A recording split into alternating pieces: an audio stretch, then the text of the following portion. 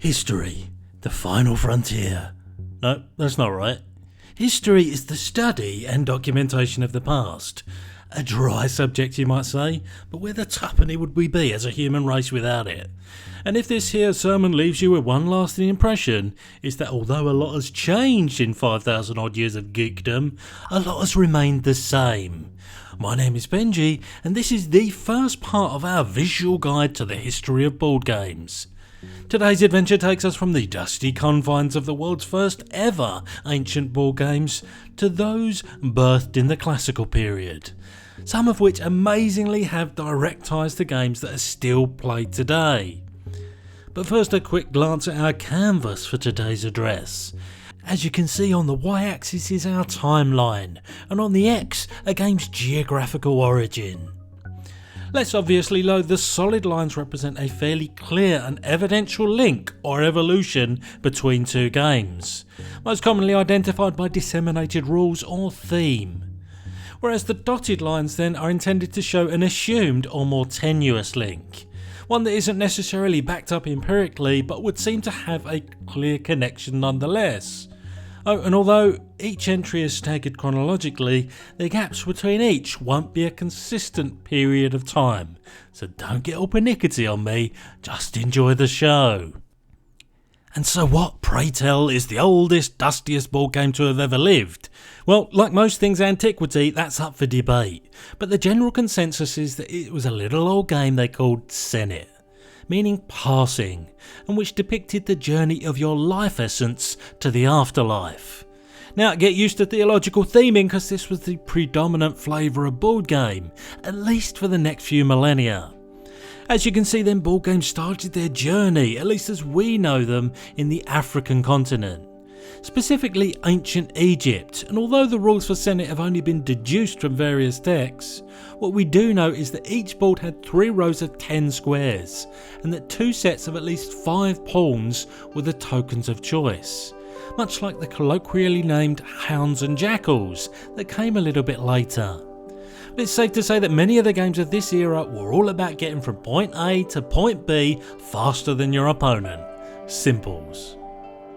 What those extrapolated rules leave us with is the distinct impression that this was a cousin twice removed of a game you're much more likely to be familiar with, backgammon. In other words, a game of rolling, spinning, or in this instance the throwing of two-sided sticks to determine how far you move your pawn on an S-shaped journey off the board. Another game prevalent in ancient Egypt was Mehen, named for the snake deity that protected the sun god Ra. And what we really have here is the first ever multiplayer racing game. Just think of the bragging rights. No more threes a crowd nonsense. Crack out this racing game and keep the whole family entertained. And so began the whack-a-mole that was and is and always will be the balance of player scaling. Ooh. The next game on tap is the one that's the most contentious, because in many people's eyes this is the real granddaddy of them all, but in reality it only survives as a family of games whose given name is Mancala. But even if it wasn't as grey-haired as its contemporaries, this is a game that's devolved into more variations on a theme and of a name than I could count on my 3 hands. And so even if it wasn't first chronologically, it can assuredly lay claim to the title of the oldest lineal and longest played game of all time, given that the variations of it are still played today.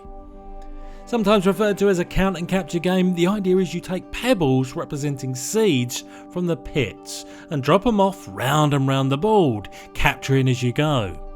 It's this accessibility and simple pleasure that has to be the main reason for its longevity. Now, regardless of whether it originated in Africa, which is where hard evidence suggests, or in Asia even further back, it's an easy teach, and you can make your own DIY board and pieces with almost anything. Even some modern board games directly incorporate Mancala mechanics, but the most notable offshoots of pure Mancala have been Oware and Kala, the latter of which has become the most popular version played over the course of the last century. Asia's first entry on the list, assuming Mancala didn't hail from there, was the Royal Game of a seeming derivation of Senet, with similarly deduced rules, But it wasn't until a couple of centuries later that our next noteworthy game, Go, first hit ancient tables. The OG abstract strategy game that sees you placing stones on a mega 19x19 board in efforts to surround the opposing player's pieces, stands the test of time with aplomb. Go to this day has its own international federation and tens of millions of players that melt their brain at all the permutations available to them on the regular. And fun fact about Go, if you wanted to be a Chinese scholar gentleman, which sounds bloody amazing, you would need to be able to play the guitar, be at one with calligraphy and painting, and master this here board game. I'm not sure painting tabletop miniatures and murdering smoke on the water counts, but I've come over all a little bit scholarly. The gentleman part, no. Fast forward another couple of centuries then and we see the birth of checkers, or drafts to the other half of the world, the game which likely first introduced an 8x8 board to the human race, and also declared the word orthogonal to be forbidden. Only diagonal moves need apply, and if you subsequently expected pieces made to resemble a human crab hybrid, you were to be bitterly disappointed, because cylindrical pieces were used to make up a game that, if you squint your eyes just the right amount, comes across like a mix between the aforementioned Go and the not yet born and sleeper hit they call chess. As geography would have it though, spatial strategy was not just the purview of Asia, but of those fledgling Europeans as well, with the release of 3, 6 or 9 men's Morris. The numbers interchangeable depending on how many pieces each player had, and with the board size scaling accordingly. This, ladies and gentlemen, was the bigger, more complex version of tic-tac-toe on noughts and crosses. Yeah, I didn't believe it either that humans would take something fairly strategic and dumb it down for the masses. But as it turns out, you don't just place your dubris, you move them too. Holy manizzle. This revelation actually makes it feel like a game you would want to play. Interestingly though, much like modern day 3-man's Morris, every version of this game is effectively solved. In other words, if both players play perfectly, you're still stuck with a draw. Boo!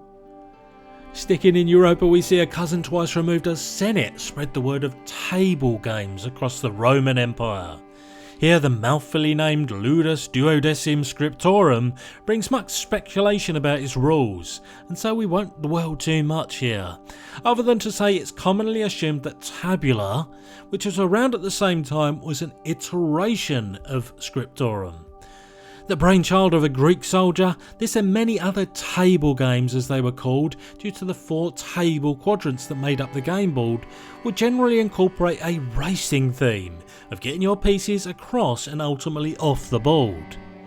What's fascinating and noteworthy about Tabula is that if these drawings are accurate, you can see that this is the most likely candidate to be the lineal progenitor of what we now call backgammon. Some ideas are just that good, I suppose, that they're able to stand the test of time like a boss. And so to close out this chapter of ancient history, we talk about Chopin, the forebear of Pachisi, which it shares a great number of similarities with, and which seems to be one of the first games to encourage a bit of needle to proceedings, actually suggesting you mock your opponent's choices and otherwise attempt to distract those at the table by snorting like a pig or by pretending to spit. Nice. Why have I never played this? This game for up to 4 players had once again much in common with those that came before, in that the idea was to get your pieces from the starting blocks back home. But each of your pawns had a mission, that being to kill an opposition pawn before they were welcomed back home, lest their controlling player be subject to the most disgraceful of losses. Man, they were so literal back then. Let's hope things get more chill as we open the doors to the classical period then, with a classic that flies under the radar a bit because it was considered a lost game for many a moon, and its rules still aren't clearly known. But Ashtapada to me looks and smells like a stepping stone from the fairly straightforward game of checkers that predated it to the depth of strategy that would become modern chess. Again, played on an 8x8 grid, the board had castles representing safe spaces, dice rolling with the use of cowrie shells, and all sorts of other assumed shenanigans. Oh, and it was dubiously honoured as one of the most prominent games that Buddha would not play, along with all dice games and some other random means of entertainment. Although he probably wasn't the first, nor would he be the last, to have a philosophical problem with luck-based games. It's during the classical period and around the turn of the Common Era that evidence of many games played during the time of the Romans continued to iterate, either intentionally or unintentionally depending on who did the teaching. With Turni Lepili inspired by the earlier mentioned Morris games, which had the same board layout.